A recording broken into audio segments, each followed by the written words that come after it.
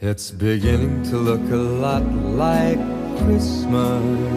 And where in the have I been? Who knows? Who knows at this point? It's been a while since I've uploaded on this channel. Too long, really. I think it's been a little bit too long. Things have happened, life got in the way. That's what's been going on, really. But we're back again with another video in the 2020 Total Extreme Wrestling game and WWE series. We're on the road to Hell in a Cell, so we are well behind real life now. At least we've got things to go off, I guess. See if we can beat their show. We are on the road to Hell in a Cell. We've got some big matches planned. Drew McIntyre, AJ Styles, Braun Strowman, and the Fiend is where we're heading for Hell in a Cell, which should be pretty damn cool. So we've got a lot going on. But yeah, it's been a while, so I do apologise for a couple of weeks or so that it's been. And to be honest with you, over the last month, I think I've only really got the one video out, I believe. So apologies, it's been a busy month. However, to make up for it, I'm going to announce it now at the start of the video. This Thursday, tomorrow night, for anybody watching this on the day this comes out on the Wednesday, I'm going live. I'm going live on Twitch. The link will be in the description below. I'm going to go live on Twitch with this series. We're going to pick up from this episode, actually. My idea is to go once a week live with this and then work off the Twitch stream to edit down into a YouTube video for you guys. In my head, it gives me a better opportunity to consistently get out the videos because I've got more time then to do something like... It's confusing, but it should work. So make sure you join me if you can. It'll be about 7 o'clock UK time. Check out my Twitter for any updates, just in case that does change the time, etc. But yeah, please do join me, and maybe we'll get a new fan base as we go along. This should be good. This should be very interesting. Okay, then we start with Monday Night Raw, as per usual. Last week, of course, Drew McIntyre was driven through the announce table by AJ Styles. Tonight, he opens the show with a promo. I've just got to find my script. Hang on. Tonight, he opens the show with a promo. And he comes out to the ring and he's furious. He's the Scottish warrior that we know he can be this year. And he's got this determined look on his face. He cuts on the mic and he says, simple as this. Tonight, I have a 6-man tag and I'll be across the ring from AJ Styles. Now, the match itself, if I'm honest, doesn't really matter. One thing I will promise all of you tonight in the US Cellular Centre here in wherever we are. I mean, he may not say that. We'll look for a cheap pop. Why not? AJ Styles will go through a table. A promise from Drew McIntyre that the WWE Champion will be driven through a table and revenge will be his tonight. 82 for a very good segment to start the show from the former WWE Champion. Good stuff. Can you see where we're heading for Hell in a Cell? That gimmick match? Yes. Yes, we're going to do a tables match. We'll get there. We'll get there. Of course, it's only 2 weeks away, so we do have to hurry up a little bit. First match of the night sees Damian Priest in action. Of course, a call-up from NXT a few weeks ago, and he's been on a roll ever since. He defeats Akira Tozawa for 59. Now, this isn't bad for the two of them. Damian Priest's popularity isn't as high as you'd like it to be, so we're trying to build it up. Priest with an in-ring performance of 55, Akira 50, and this is going to help the Hurt Business storyline. A good win for the new monster on Raw, Damian Priest. 59 isn't bad at all. Afterwards, Priest alongside Bobby Lashley and MVP are in the ring and they cut a promo on Apollo and Cedric Alexander. They're rivals over the last few weeks as such. And they say, tonight, Bobby Lashley needs an opponent. So, Apollo Crews, Cedric Alexander, the challenge is set out. We don't care who it is, but one of you will go one-on-one with the greatest wrestler they've ever seen, Bobby Lashley. That may be a stretch. 55, though, is fine for the interview. Interestingly, Bobby Lashley was the one that let it down.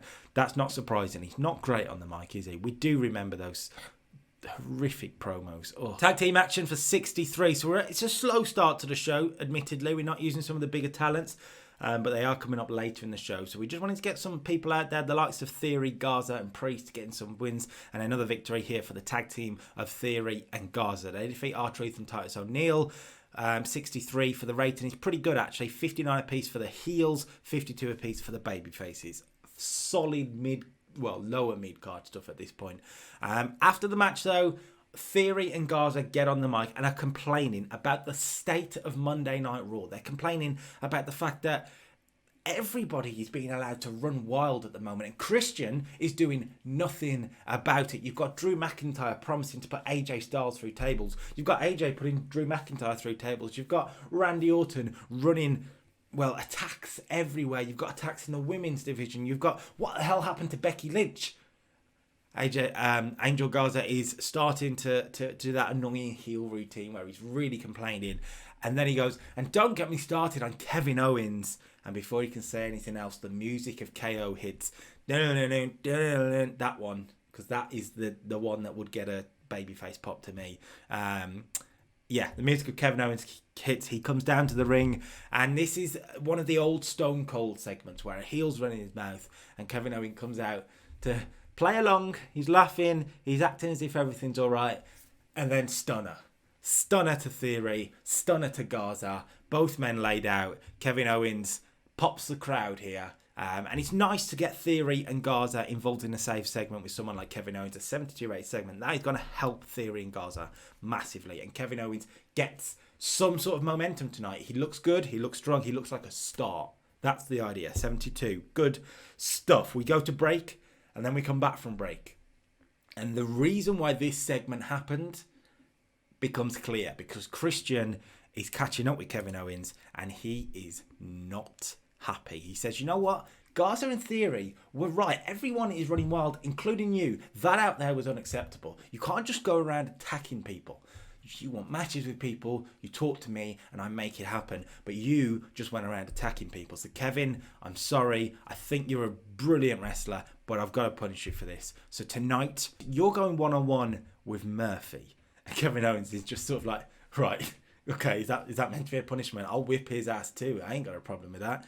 And Christian says, but the caveat is, it won't be a normal referee. It will be a special guest referee. And that special guest referee, yep, you've guessed it, Randy Orton.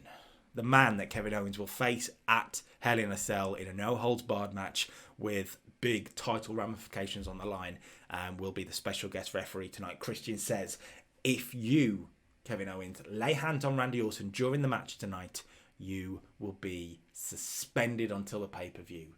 Owens looks frustrated as we end the segment, and a big match set up for later tonight. 72, good stuff. Nia Jax is making her way backstage to the ring. It looks like she's going to be in action when out of nowhere, here comes Charlotte Flair for a brawl. And they start brawling big time around the backstage arena. They end up coming out onto the stage, and this is where we get the big spot. Charlotte Flair spears Nia Jax off the stage through tables, which are, oh, look, carefully. Look at that. That was ironic that they're placed there, but you get the point. Nia through a table, speared off the stage by Charlotte Flair, who is full of absolute babyface fire. Here is the idea. Who attacked Becky? Charlotte thinks it's Nia, and she's getting her revenge tonight. Big spear through big spear off the apron, and Nia is felled. 54. Pretty good. Up next, Shayna Baszler is in the ring, and she says, last week, somebody made a challenge to me. Oscar made a challenge to me, and I've said I'm not happy about it. I told you that. But you know what? I'm feeling a little bit of a better mood tonight. So, someone wants to make a challenge to me. How's about I make a challenge to everyone? An open challenge to anyone on this roster for this women's championship. And the commentators go, wow, a Raw Women's Championship open challenge right now. And before anybody can come out, Shayna goes, oh, but hang on, there is one rule. You can't have ever been a women's champion before. I want to give a shot to someone. She's acting like she's being a really, really cool babyface, giving opportunities, but actually what she's doing is ruling Asuka out of the open challenge as a former Smackdown Women's Champion. But there is one woman who answers the challenge. One woman who's never been champion. One of the brightest young stars on Monday Night Raw. Liv Morgan is here, and she accepts the challenge. And we have an impromptu Raw Women's Championship match right now. It's Shayna versus Liv, your winner. And still Raw Women's Champion Shayna Baszler for a 70. Wow, Shayna is incredible right now. Defeating Liv Morgan in about 15 minutes, getting a 70 rated segment out of, 70 rated match out of Liv Morgan is incredible. Shayna 72, Liv Morgan 47. Shayna was actually off a game, but she still carried this one through. It's the second defense of the Raw Women's Championship. But as you can see, it wasn't as simple. The story we're trying to tell here is that Shayna is confident here and a little bit maybe too overconfident. Shayna is confident here and maybe a little bit too overconfident, and Liv Morgan is giving everything. Liv Morgan is trying to take her opportunity tonight to put herself in the spotlight. She is throwing everything. There are a couple of really, really close near falls where Liv nearly gets Shayna. Nearly gets Shayna. But in the end, Shayna realises she's in a bit of trouble and uses the rope for leverage off a roll-up to pin Liv Morgan, defends the title by cheating to really put over that Liv put up a hell of a fight tonight, and Shayna was quite fortunate to walk away with her championship. After the match, Asuka comes down to ringside for the face-to-face with Shayna Baszler. We get a 72 rated segment for that one. Asuka face-to-face with Shayna Baszler. They're arguing when the attack on the champion Shayna Baszler by Liv Morgan, frustrated at losing in the way that she just did. She tries to get some revenge on Shayna. Asuka herself gets involved. It sets up the Asuka lock on Shayna. The 2-on-1 attack to protect the champion. Two faces on a heel. I know it's not often done, but I think you could get away with it after what Shayna's just done to Liv. Asuka locks Shayna in the Asuka lock, which makes the champion tap out. But I do want to stress it was 2-on-1. She's just been in a hell of a matchup, so it can protect Shayna a bit. It's a hell of a visual, and it really, really puts over Asuka as a challenger. 72 for a pretty good segment. Liv didn't look that good, but 72 is going to help her. Being in the spotlight a little bit tonight, Liv Morgan, that will help her big time. Comedy angle backstage between the WWE and the Raw Tag Team Champions. AJ Styles enters the dressing room of AOP and he says, listen, boys, listen, tonight is a big match, but you have got one hell of a guy in your corner, the WWE Champion. And I know I've got one hell of a tag team in my corner. AJ's buttering them up and he said, but we need a game plan tonight. We need a game plan because I am not going through a table and you guys will protect me. What is our game plan, guys? Come on, let's sort this out. And AOP just sort of say, our game plan is what it's always been. Pain. And walk away. It's a little bit weird. It's one of those, huh? What? And AJ Styles is like, really like, who even speaks like that? What is this? Really play the comedy of it. A little bit fourth wall, who even speaks like that, is a little bit of a shot at the scripts. You could say, but it's quite comedy stuff, which AJ could do well. And I think getting Akam and Razor a bit of personality would be nice. Okay, up next is a King's Court segment. Jerry Lawler is here for a special guest appearance, and two men on the talk show of Rey Mysterio and Andrade. Last week, Rey Mysterio promised to bring a Latin legend-ish to Raw tonight to speak some sense about Latin heritage to Andrade. That man, Juventud Guerrera. Now, all right, he's not quite the living legend I was hoping to try and get. I looked at a few others. What I was hoping to get, right, and this is going to sound bonkers, was Carlos Colon. I don't know if he's alive, if I'm honest with you at this point, but that's, of course, Carlito's father, the big Mexican wrestling giant. I think he's Mexican, maybe Latin, whatever. You get my point. He was going to come out and speak some sense as a legendary babyface. It didn't quite work. I looked around who we could get. Ironically, Savio Vega was one of them, and that would have been quite interesting. But in the end, we went with Juventud Guerrera. WCW history with Rey Mysterio, which is quite nice. You can play off that. And he is someone who is still wrestling, so he could take a bump, was the idea. And that is exactly what happens. Basically, in the end, Andrade has enough of Rey and Juventud talking down to him. That's how he sees it. They are just legends trying to give wisdom, but he sees it as someone disrespecting him. And he already had a plan, because on his wrist and on his knuckle are brass knuckles and a big swift punch to Rey Mysterio, clean out, right? And then he attacks Juventud Guerrera, and he really attacks Juventud Guerrera. And what he does is Pillmanizes Juventud Guerrera. I don't know if I'm saying that right, but he Pillmanizes him, breaks the ankle, and then breaks the neck too. We really, really play up that Andrade is vicious and a bastard. Real bastard is the only way I can say it. So that's what we try and do. Really put over Andrade big time. Now, I would show you it, but I skipped past it by accident. We'll check what the rating was at the end. From there, we went to Randy Orton cutting a promo and Kevin Owens. Their matchup is next. The special referee, Randy Orton, in his gear, cuts the promo and he says, "Tonight, I promise one thing. Tonight, I guarantee one thing. Kevin Owens is not beating Murphy." Orton saying it quite clearly. He ain't calling it down the middle tonight. That match then, what's that going to get us? Kevin Owens and Murphy, I think, could do quite well. I'm looking for a 73, 74. I'll be pleased with that. Owens and Murphy, the only issue genuinely is we've had to... I mean, we'll get into it. What's it going to get? Okay, so a 70. That's actually not that bad. Great chemistry as well, which is good. Murphy was actually slightly off his game, but Owens is really hot right now. Kevin Owens is really, really hot right now, and we're working it. But as you can see, he lost. Now, I think this is great for Murphy, and Orton costing Owens the match helps him. Fast count after an RKO as well. I don't think Owens loses anything from this because he was screwed. Let's be honest, he was screwed out of it. 80 performance from Owens is brilliant. 58 from Murphy. As I say, Murphy off his game, which is a bit of an issue, but a big win for Murphy. A big win, and hopefully that will sort of propel him up the card a little bit, hopefully from now on. We started to put him with some big wrestlers. He had a great match with Drew a few weeks ago. It's nice to see. Good stuff. After the match up in a great segment, 86 rate segment, Orton continues the attack, stomping away on Kevin Owens, hitting an RKO on a chair on the outside. It's similar to John Cena 2007. Look it up. Big spot. Owens left laying by Randy Orton. So Owens started the night really well, but he's not ending the night well. 86, good hype for their feud. Big match that's going to be a Hell in a Cell. No holds barred. And of course, the winner will be in the title picture. The loser will not get a championship opportunity until 2021 at the earliest. Murphy is backstage celebrating with Seth, who cuts a promo on Aleister Black. He says that's a brilliant win for Murphy and a brilliant bit of momentum for the Disciples, and that will continue right now.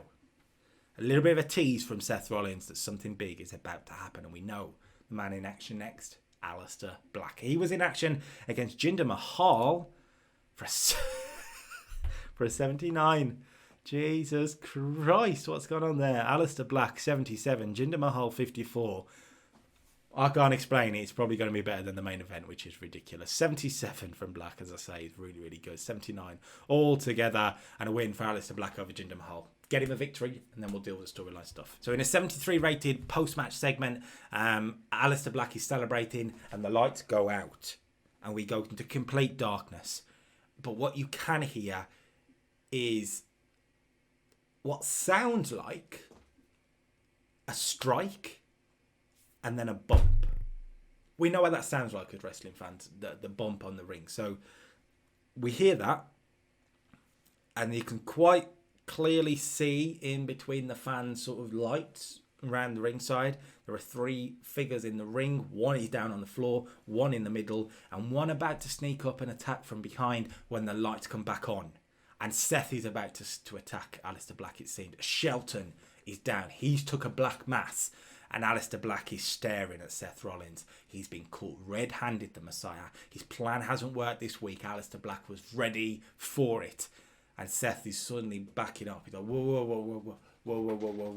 Doesn't get away in time. Swift kick, black mass. Seth Rollins is laid out. And the United States champion has figured out the Messiah's tactics this week. 73, Benjamin and Rollins are spark out in the ring as we go to break. Good promo. These two will have a good match at the pay-per-view, I'm certain of it. Aleister Black is killing it right now, to be fair. Apollo and Cedric are backstage deciding who's going to be taking on Bobby Lashley next up. They actually do a flip a coin, and the winner, Cedric Alexander. So then, Cedric versus Bobby Lashley gets us a 69, so that's pretty good actually, and a pretty good 15-minute match between two guys that are in a rivalry with each other at the moment, so that works. Cedric 57, Lashley 59. Cedric was actually off his game a little bit, but it's pretty good stuff for a mid-card storyline. I'm pretty happy with it. A spear from Lashley did the business after interference from Damian Priest, who attacked Apollo at ringside. The distraction allowed Lashley to nail the spear on Cedric Alexander, and the big brutes stand tall this week. Okay, it's time to build to our main event. First up, we have a tag team promo from the Street Profits on AOP. Street Profits are being positioned as the #1 contenders at the moment, and AOP are the champions, so it makes sense. 67, good stuff.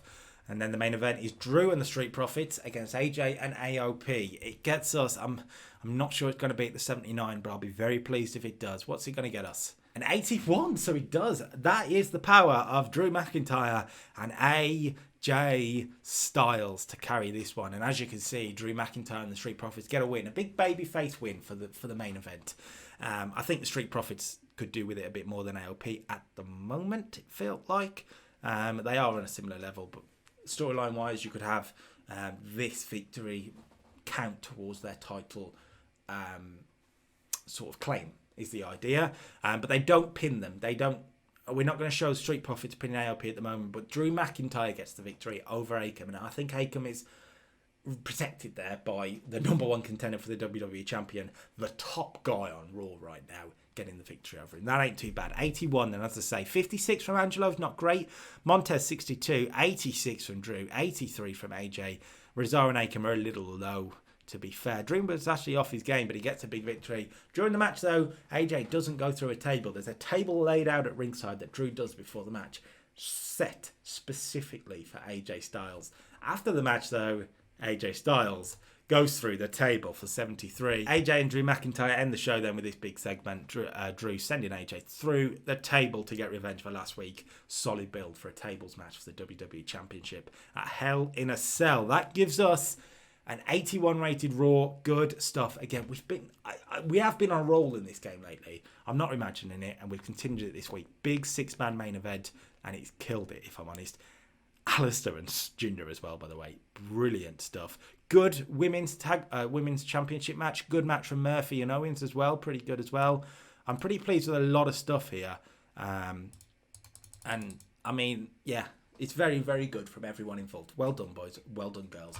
Let's crack on to main event. Okay, the main event, and let's see what some of the other people have on offer tonight. We open up with a 8-woman tag team contest. So it's faces from Raw and Smackdown against heels from Raw and Smackdown. It's Bianca Belair, Mandy Rose, Ember Moon and Naomi. The babyface team against Billie Kay, Lana, Peyton Royce and Ruby Riott, so the Iconics and 2 other heels. And it's the faces that go over here. Old school, no real storyline to it. Let's just put on a decent match. See if anybody can impress here is the idea. And actually, the best woman here was Mandy Rose, which is quite interesting. Peyton did well for the 54, Billie Kay 53, Lana 53, and yeah, Naomi 54 as well. Bianca's 52 is pretty good. She picked up the victory over Ruby Riott, who put in a 42, 46 from Ember, not great either. But Bianca gets a victory on main event. Why not? Give her a win. Why not? AJ Styles got a promo on Drew McIntyre, officially challenging him to a tables match at Hell in a Cell, he says, tonight. He says on Raw, you made it clear what you want at Hell in a Cell. I make it clear what I will take. 72. Good promo from the champ. Another good promo here from the Raw Women's Champion, Shayna Baszler, on Asuka in particular, sort of making a tap out. She's furious at what she done and she vows revenge, but she also wants to point out one other person who stuck her nose in there, Liv Morgan. You attacked me after I'd beaten you. Now you were complaining that I beat you by cheating. Well, let's take the rules out of it altogether. Let's take all of the excuses out. Next week, don't worry about the title. This is about woman to woman. No disqualification. She puts the challenge out there to Liv Morgan for Raw. Should be interesting. 71, good promo. Okay, proper main event type match here. Murphy defeats Lince Dorado in under 10 minutes. Good win for Murphy still. We want to start racking him up wins now. Main event may be the best way to do it. Murphy 51, Lince 46. Didn't have chemistry and 53. Fine. Alexa Bliss got a promo on Bayley. Of course, last week was the Battle Royal and Alexa was kind of screwed out here. This week, it's going to be Bayley versus Nikki Cross for the championship opportunity. Alexa Bliss says it's not fair, it's not right, and she'll be watching very closely. 69, good sort of tease for SmackDown. Big E got a promo on Kofi for 69. That's pretty good. I mean, I don't know why I put the Hurt Business. That was an accident. But yeah, it's pretty good stuff from Big E. No real complaint here. We'll build on this more on SmackDown. He just talks trash about Kofi more than anything. Right, 6-man tag here. It's not the main event. We do have a 4th matchup tonight, but this is pretty good for 10 minutes or so. The Artist Collective, that's Sami Zayn, Elias, and Cesaro, defeat the Big Show and the Viking Raiders. Sami Zayn submits Eric with a Koji clutch. 57, I kind of expected better, to be honest. Big Show 66. It was the Viking Raiders that brought this down, but I think 57's really harsh. I'm not sure why it's so low. Cesaro put in a good performance. Elias okay. Sami Zayn pretty good. Big Show the best of the lot. Fine. It's main event, so it's not too bad. And a win for Sami Zayn. That's going to help his momentum. Rey Mysterio cut a scything promo on Andrade, saying what he did on Monday is unforgivable. That is a Latin legend, and Andrade will never be that. Rey Mysterio will make very sure of it. 58, not great from Rey. And Seth Rollins cut a promo for 69 on Aleister Black, vowing to win the United States Championship at Hell in a Cell. The main event then sees the United States Champion in action. Aleister takes on Sheamus for 75. So we rounded out with a great matchup. So main event success this week, no matter what. 75, good stuff. Aleister pins Sheamus with the black mass, I'm going to say, because I don't know what the end of the line is. 75 from Aleister really carries this one. And it gives us a 72. Pretty good main event. Like, people are tuning in for Aleister versus Sheamus. I would go out my way to go and hunt that out and watch a decent wrestling match. 6-man tag there would usually be better for me. Some good promos along the way. Yeah. Happy days. Okay, time for NXT. Last week, of course, was a massive episode of NXT, or whenever I put it up anyway. But the last NXT was huge because Undisputed Era, well, they shocked the system again. Adam Cole is out. Finn Balor is in. A really bitter turn. Adam Cole is a babyface now. And we open up tonight's episode with the new Undisputed Era, with Finn Balor leading the charge, explaining their actions. Okay, 69 for the heel promo, but basically what he said here is that they are bragging about finishing off Cole. Roderick Strong says Cole will never be seen in NXT again. He doesn't have the guts to show his face around here anymore because we have dealt with him. We make it very clear that Roderick Strong is the man that's got the issue with Adam Cole here. It's Strong and Cole that we're going to go forward with. Balor will come eventually, but Roderick Strong is the man right now who's going to keep talking trash about Adam Cole. And that is a feud that we can start up and enjoy. Balor gets on the mic to end it and says, anyone who thinks they deserve a shot at this title, whether you're Keith Lee, whether you're Matt Riddle, whether you're Pete Dunne, whether you're Johnny Gargano, anybody who thinks they deserve a shot at this, and a shot at the Prince too. Let's not forget that. If you want a shot at the Prince, you can come at the Prince, but you will get put down, and that is undisputed. Heel promo to start us off. I felt like we needed this to explain the actions and really sort of set aside things where it's clear going to go. Adam Cole, it's made clear, isn't here tonight. He's licking his wounds basically at the minute. It's a big blow for him, and he needs to sort his head out and get here. So we're going to take him off TV for a couple of weeks and have him return soon enough. It's going to be big. 69 though. Okay, start to the show. First match is for 51. This is good. This is really good considering the popularity of Santos Escobar, the winner here. This is the first match in the Cruiserweight Championship Tournament. Santos Escobar defeats Tony Nese. About 7 minutes to bridging German suplex after Raul Mendoza got an interference. I did just put it as like sort of whatever, cheating to win, whatever, and it chose Raul Mendoza interfering, which I've got no issue with, to be honest. It works for the heel gimmick that Santos Escobar has got. 42 from Santos, Tony Nese 48, 51. Fine, pretty good. Tony Nese was furious, by the way, about losing this match. Tony Nese, him, because Santos Escobar's the future. Screw you, Tony Nese. Don't do that to me. 51, good stuff. Pete Dunne got a promo for 74. Fantastic promo from Pete Dunne, talking about how Karrion Kross got himself involved last week and, well, attacked Pete Dunne. And guess what? tonight Pete Dunne gets his revenge, because tonight in the main event, Pete Dunne goes 1-on-1 with Karrion Kross, and fingers will be broken. He guarantees it. Just a tease, really, to say that's your main event tonight, and look forward to it and enjoy it. It should be good. Good promo, though. Really good promo. Second match of the night, and this is really good for a 71. I thought this would do well. I stuck it towards the middle of the card as a classic NXT bout, was the idea in my head. Good quality wrestling, and Matt Riddle and Timothy Thatcher, no surprise, have provided that one. They only had about 14 minutes because we've packed a lot into the show, so I had to cut the time down a little bit. But of course Riddle gets the victory, as I say, 71. Riddle carrying this with a 78. Timothy Thatcher 44, which is really good considering his popularity is like 20. It says he was off his game as well, so he could have actually done better. The winner is Riddle, but by a fast roll-up. I wanted to protect Thatcher a bit. This is a match we could go back to in the future, and I like this idea that Riddle snuck one in over on Thatcher today. Thatcher was unfortunate to lose, but he could beat him. It's clear that these two are warriors in the ring. So 71, good stuff. Keith Lee cut a promo on Finn Balor and the Undisputed Era backstage. No Keith Lee or Finn Balor in action this week, so we just got a couple of promos from both men to really push them through. Balor will have another promo later as well, because Keith Lee says here that Finn Balor and the Undisputed Era are frauds. They are frauds. They say they shocked the system. Well, yeah, they did that, but that's because they turned their back on the one man that made them relevant. Now, Finn Balor is a fraud anyway, because he talks about being the prince, the lone man, and now he's got to have himself surrounded by this pack of wolves. That says a lot about the champion that Finn Balor is. But don't worry, people, because next week I am going to start putting things right. I've spoken to William Regal, and I have asked for a matchup next week. No, not Finn Balor. That's coming soon. But next week, Roderick Strong, you are my target, and I will destroy you. The week afterwards, though, it's Halloween Havoc. Halloween Havoc, ladies and gentlemen, and we needed a big main event. I didn't even have to ask. William Regal has made it happen. I'll be taking on Finn Balor for the NXT Championship.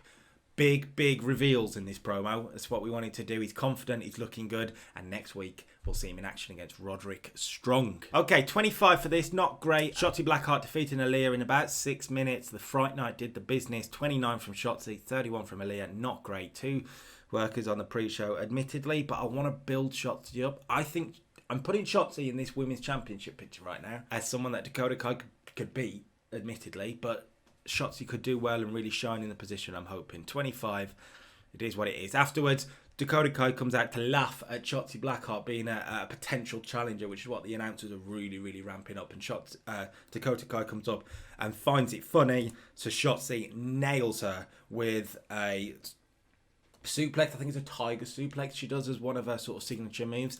And Dakota Kai is a bit shocked. Shotzi sends a message here.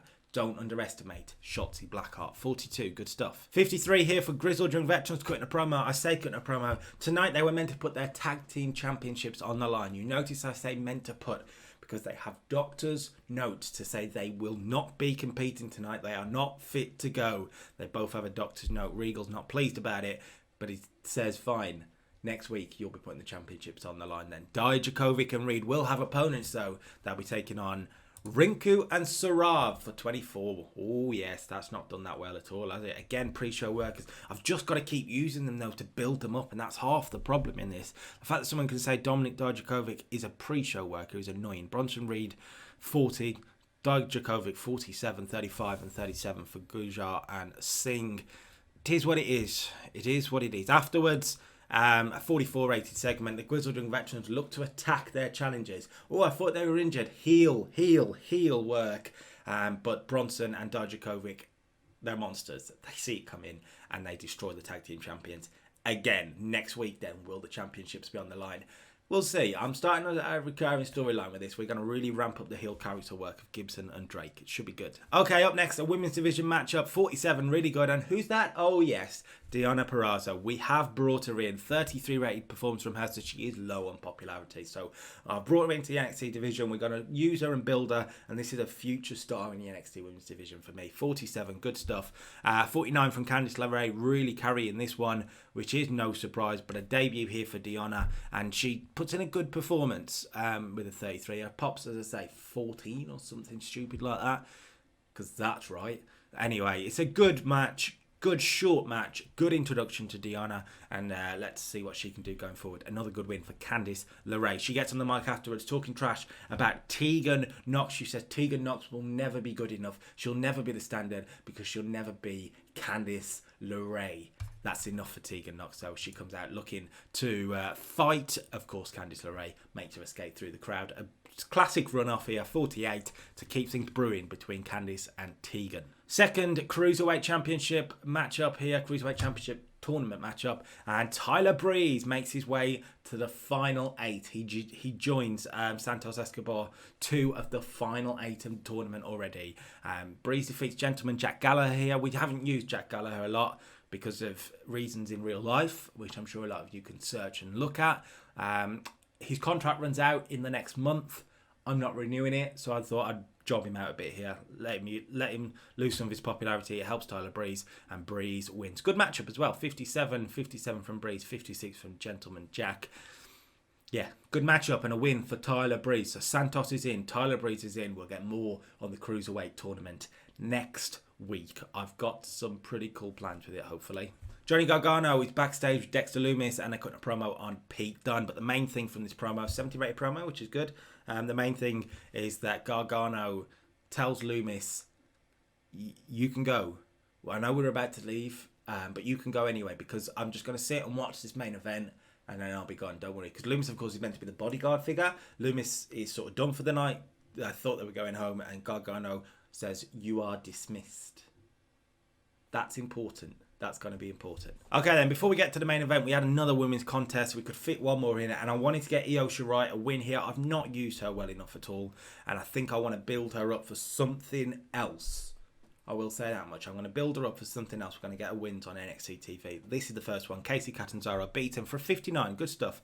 65 from Io and 38 from Kacy Catanzaro. Fine. No problem. Finn Balor cut a promo on Keith Lee for 71. Good promos tonight. And Balor says, like I said earlier, anyone who wants to come at the print will get put down. Keith Lee, you've been put down once. I will do it again. Have no fear.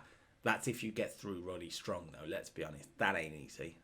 71, keeps Balor and Lee rolling, which is good. Okay, main event time, and it's Karrion Kross against Pete Dunne. Johnny Gargano, the North American champion, is watching on. These are 2 potential challengers for Gargano. The match itself, though, Karrion Kross and Pete Dunne, gets us a 60, so it's not a good main event. They didn't have chemistry. That's a blow.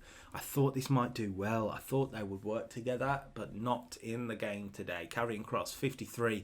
Pete Dunne, 52. As I say, didn't click. That's an annoying issue. A very annoying issue, I've got to be honest.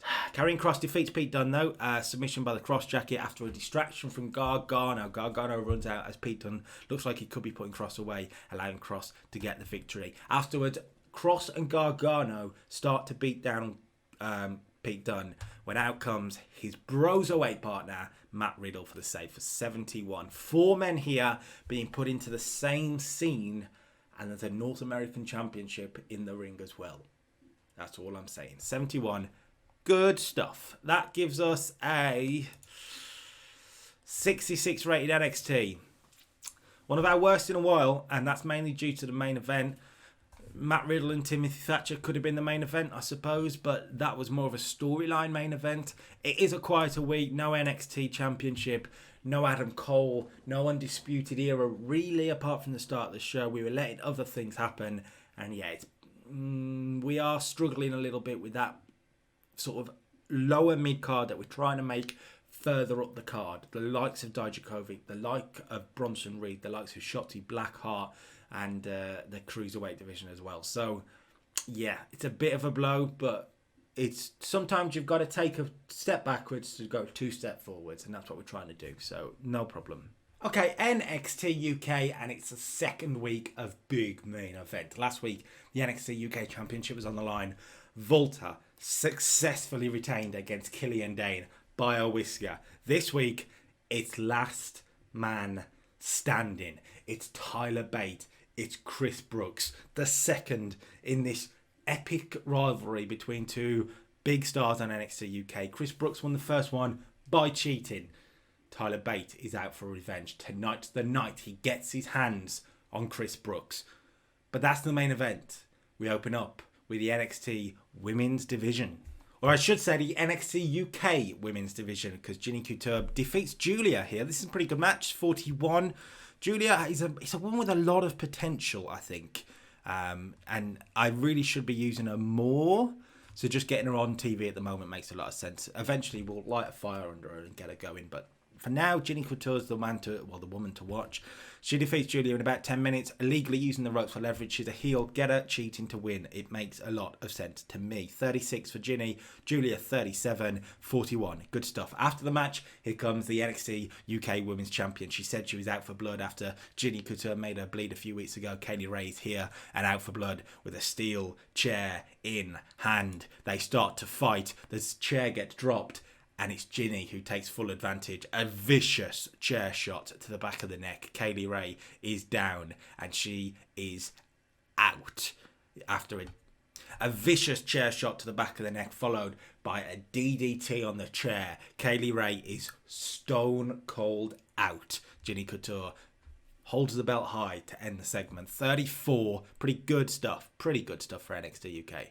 Tyler Bate cut a promo on Chris Brooks for 60. Good stuff from the Black Country boys, so to speak. It's pretty good. He's sort of hyping the main event, and he says that tonight he will be the last man standing right here in Glasgow, Scotland. Speaking of the Black Country boys, he's back. Trent Seven returns to NXT UK tonight.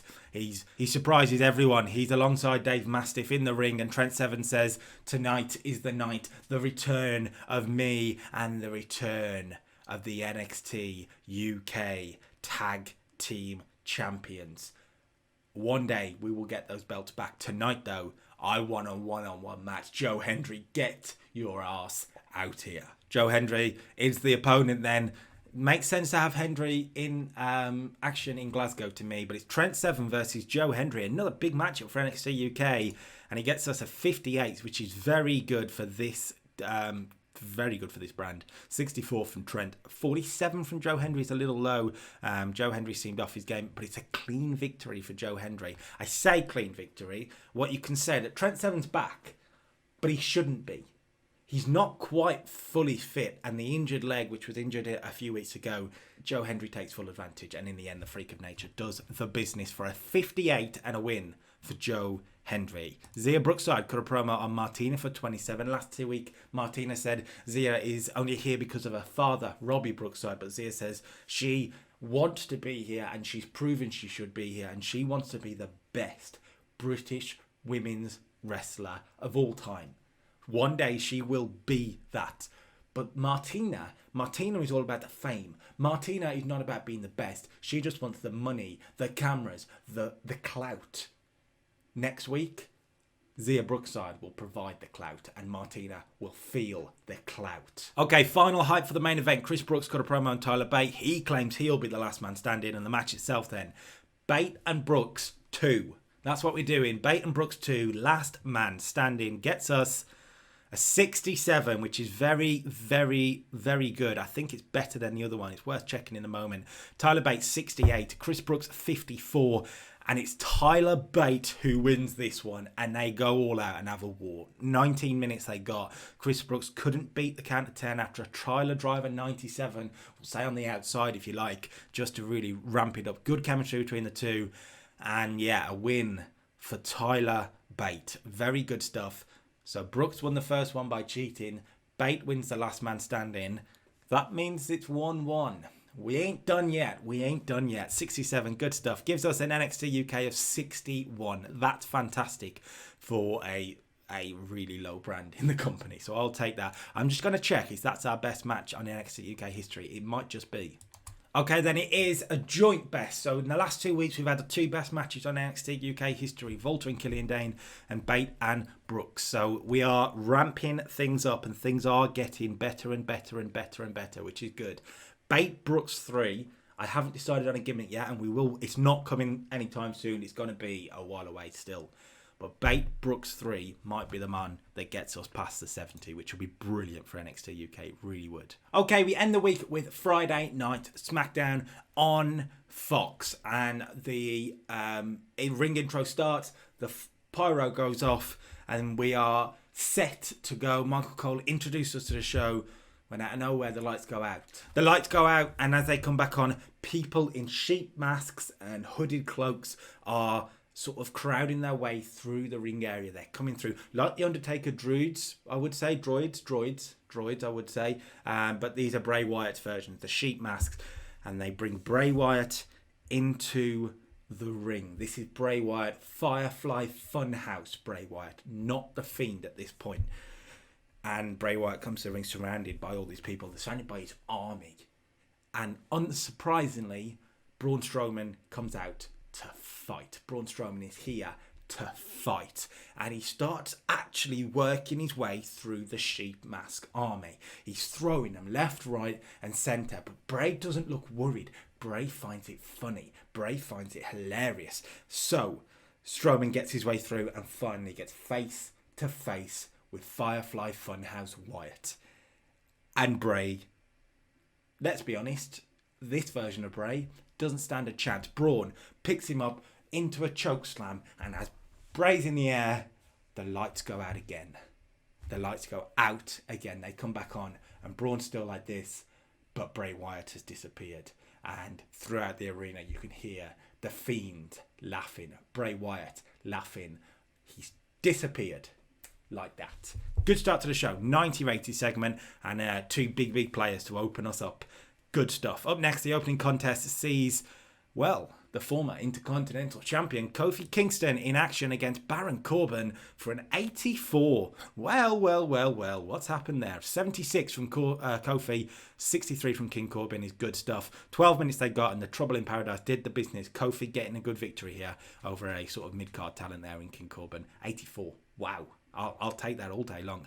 Afterwards, Kofi gets on the mic and demands an answer. He's put the challenge out there to Big E. Hell in a Cell, Intercontinental Championship on the line. He wants an answer from his former brother, the man who turned his back on the New Day. He wants an answer. And here comes the champ, Big E. And he comes out, he gets on the mic, he looks Kofi dead in the eyes, and he says, "You have it. You've got it." And the match is made at Hell in a Cell. It'll be Kofi Kingston versus Big E with the Intercontinental Championship on the line inside the cell. However, that's not all, because Big E says you've got it and immediately drops the mic and nails Kofi with a big ending. 72 for the segment, and Big E, as the heel Intercontinental Champion, is looking stronger and stronger and stronger. Braun Strowman is backstage fuming at not quite getting his hands on Bray Wyatt like he would like to, and he bumps into Dolph Ziggler. Ziggler says something that Strowman doesn't like, it says there. We'll go with that, and they get into a bit of an argument, and Ziggler ends up talking his way into a match tonight. JBL is there, and Ziggler ends up talking his way into a match with Braun Strowman tonight.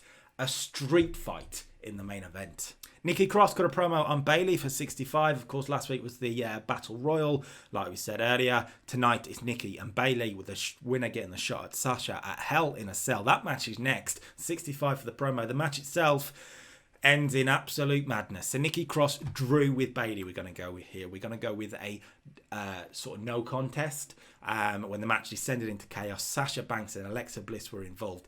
You can say that sort of Bayley was cheating, which brought out Sasha. Alexa came out to try and help Nikki, and it all went into chaos. Alexa, of course, still feels unhappy that she hasn't been given an opportunity here. She was also wronged last week. Nikki got the opportunity but couldn't put it away. 58 apiece gives us a 57. Can't make sense of that.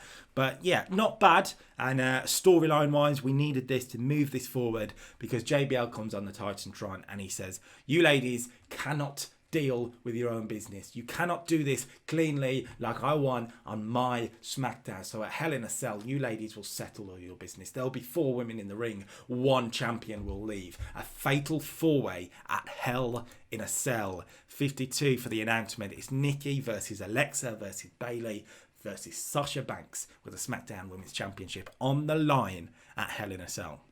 Tag team contest here, and the Smackdown tag team champions were in action. The Usos defeated Kalisto and Gran Metalik in about 12 minutes, so the Lucha House Party being beaten here, but they put on a decent matchup, a 65. The Usos 72 apiece, which was great. Gran Metalik really put this down with a 51. Kalisto 60 wasn't great either, but the Usos really were the stars of this. They shone, and they shone right through. 12 minutes they got, and a super kick did the business. Afterwards, they get on the mic and brag about their attack last week with kendo sticks. Oh, Jey Uso was seething after the match, upset that Kalisto almost injured him with a botch move. Good stuff, Kalisto. Well done. Anyway, after the match, they brag about the kendo stick attack last week, and they really go to town as this heel brag. They don't think Bryan and Reigns will be here tonight. That's why they're bragging. 70. Spoilers. Sonya Deville was in action, defeating Naomi in about 5 minutes. Short match for these two, but Sonya gets the victory again. 58 from her, Naomi 55. Sonya is slowly rising. She's someone who will be a big player in this SmackDown Women's division very soon. 49 though, good stuff. Afterwards, she got a backstage promo hyping herself up. Self-promotion, 61, good promo. That's what you like to see. Chad Gable and Jeff Hardy are interviewed backstage. They still haven't got their first win as a tag team, and they vow that tonight's the night they'll be taking on the Miz and John Morrison next. And that match gets us a 78, which is very good. The Miz carrying this one with a 77, 71 from John Morrison. Chad Gable 57, Jeff 64, and John Morrison gets the victory for his team, pinning Jeff Hardy with a moonlight drive. Of course, Morrison and Hardy used to be rivals in the mid-2000s as Johnny Nitro, which is quite interesting. But yeah, the heel team win, the more experienced team win. Hardy and Gable don't lose anything here because they're a new team. They're still getting together as a team and figuring each other out. And you can tell that story in the ring. You can say that their timing's not quite right, and it costs them here. 78, good matchup in the middle of the SmackDown card here. The ring workers interrupt Miz and Morrison's celebration, and they get on the stage and they issue the challenge. Next week, let's settle this as teams. It'll be Ricochet and Ali against Miz and Morrison in a elimination tornado tag team contest. The Miz doesn't look pleased, but Morrison accepts on his behalf. You can really sort of play this idea that the ring workers are saying, let's do this tornado style, because as individuals we know we're good enough. Are you two good enough as well? Let's find out. And Morrison is sort of goaded into agreeing. 58, good matchup for next week. We cut backstage where the Usos are celebrating their victory. They go into their locker room to find Daniel Bryan sat on one of the settees with a big smile on his face. They go, whoa, and then just before they can leave, the door slams shut, and there is Roman Reigns with kendo stick in hand. Reigns and Bryan destroy the Usos, get revenge for last week. A backstage attack for 69, which isn't great. Big E cut a promo on Kofi Kingston here, and he talks about the brutality of Hell in a Cell and how it fits him, because throughout the last 5 years, Big E has had this brutality burning inside of him that he just hasn't let out. The power of positivity has brought that down inside of him, but tonight the power of positivity has bore that right into his soul. However, at Hell in a Cell, the brutality flies out. The brutality takes over. And at Hell in a Cell, everyone talks about the cell being the ultimate weapon. Big E will be the ultimate weapon. 68, good promo from Big E. Okay, main event then for a 76. Braun Strowman defeats Dolph Ziggler in a street fight with a standing triangle choke. He chokes him out. I just thought it'd be good to get Braun a good big main event win. You could have a street fight and they could have put on something entertaining for TV. Dolph's always good in these sort of matches to bump for the big man. And a good win for Braun Strowman is the idea. 84 from him, 56 from Dolph. Gives us a 76. Yeah, and I'm pretty pleased with this. Of course, Renee is out there with Dolph. I forgot about that. Forgot we were doing that. But yeah, I think that's pretty good stuff. You need Braun Strowman to be picking up these victories going into the pay-per-view, because I don't really plan on putting The Fiend in action on TV. Not really. He'll be there each week, but he won't be on TV. He won't be like in the ring. It's not going to happen. It's not going to have an in-ring matchup. Afterwards, to close the show, Braun Strowman celebrating in the ring, and the Hell in a Cell starts to lower. It locks Braun Strowman in the ring, and Braun Strowman knows what's coming, and he turns around to see the Fiend, who's climbed out of a hole in the ring, and he's here to fight. Braun Strowman and the Fiend start to brawl, and they end up outside of the cell through the door. Strowman rips the door off, and they end up fighting up the side of the cell, climbing, a la Seth Rollins, Dean Ambrose 2014, sort of Shawn Michaels' first bump in 1997, but this time it ain't a light person taking it, it's Braun Strowman. The Fiend with a vicious backhand knocked Braun Strowman off the side of the cell, not the top, the side of the cell, and he crashes through the announce table. Big stunt bump here, 88 for the segment, but a big bump. You never saw someone like Braun Strowman take that bump. So let's take the animosity, let's bring the violence up even more, because these two are gonna go to war at Hell in a Cell. 88, good stuff. Gives us a 79 rated Smackdown, about what we've been doing regularly, if I'm honest. Good stuff nonetheless. I think we could have maybe put, I mean, you couldn't put Miz and Morrison and Hardy and Gable in the main event. That wouldn't have worked. Corbin and Kofi, though, in 84 from nowhere, that was very good. Good angles to start it and end it from Braun and Bray as well. So Bray Wyatt is the biggest star in the company right now. There's no doubt about that. But the reason he is for me is the way that I've managed to use him in terms of he's not wrestling week in, week out. He wrestles on pay-per-views. He is a star attraction, and we're using him as such. 79, good end to the show. If you like the video, make sure you like the video, subscribe to the channel for more, and don't forget, tomorrow night, Thursday, 7 p.m. British time-ish, I will be live on Twitch with the next version of this one. If you want to watch with me live, make sure you do that. If not, catch up next week. We'll hopefully have the video there. And yeah, until next time, peace.